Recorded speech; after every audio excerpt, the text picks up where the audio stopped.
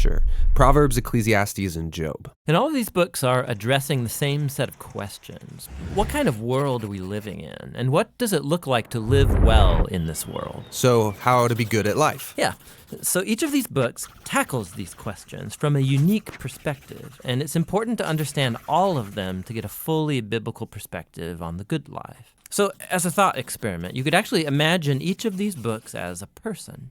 So Proverbs would be like this brilliant young teacher, and Ecclesiastes the sharp, middle-aged critic, and Job would be this weathered old man who's seen a lot in his day. We're going to start by meeting the Book of Proverbs, the brilliant young teacher.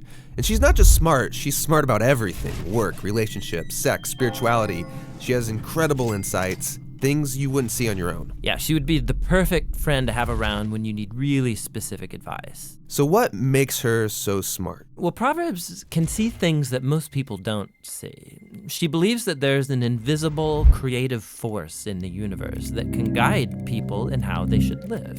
And you can't see it, just like you can't see gravity, but it affects everything that we do. So what's this force? Well, in Hebrew, it's called chokhmah, and it usually gets translated into English as wisdom. It's an attribute of God that God used to create the world. And chokhmah has been woven into the fabric of things and how they work. So wherever people are making good or just or wise decisions, they're tapping into chokhmah. And whenever someone's making a bad decision, they're working against chokhmah. Right, or as it says in Proverbs chapter 1, the waywardness of fools will destroy them, but the one who listens to wisdom lives in security. So it's like a moral law of the universe. Yeah, it's a cause-effect pattern, and no one can escape it. And Proverbs personifies all of this as a woman. Yeah, Lady Wisdom. Right, and she roams around the earth, calling out, making herself available to anyone who's willing to listen to her and to learn. Which leads to the second thing Proverbs believes, that anyone can access and interact with wisdom and use it to make a beautiful life for yourself or for others. You can create with it like a designer. Yes, in fact, chokhmah in Hebrew isn't simply intellectual knowledge. The word is also used to describe a skilled artisan who excels at their craft, like woodworking or stonemasonry. So you show you possess chokhmah when you put it to work and develop the skill of making a good life. Okay, that makes sense. So let's do this. Let's go find some wisdom. But before you do, Proverbs has one more really important thing to consider. Chokhmah isn't some impersonal force. It's an attribute of God himself.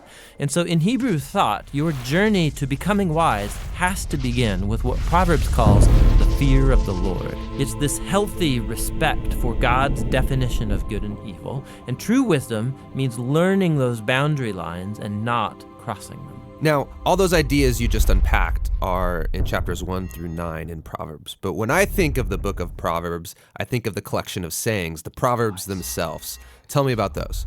Yeah, those are what you find in chapters 10 on to the end of the book. It's a collection of hundreds and hundreds of proverbs about any and all aspects of life.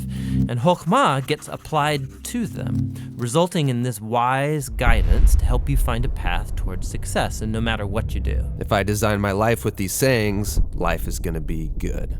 Yeah, or as Proverbs puts it, it'll give health to your bones, prosperity, a long, rich life. Which is a really big claim. But you can see how it's often the case. Wise people, they tend to do better. Things usually work out well for them in life. And so that is the promise and the wisdom of the book of Proverbs. The book of Proverbs is really beautiful. But if we take a step back, some people would argue it's a little too simplistic. Because sometimes horrible things happen to really wise people, and sometimes foolish people get rewarded. It doesn't always work the way we think it should work. That's right, which is why we need to go and listen to our next wise friend, Ecclesiastes the critic, because he's wrestled with that very problem, and he's going to push us further in our journey to find the good life.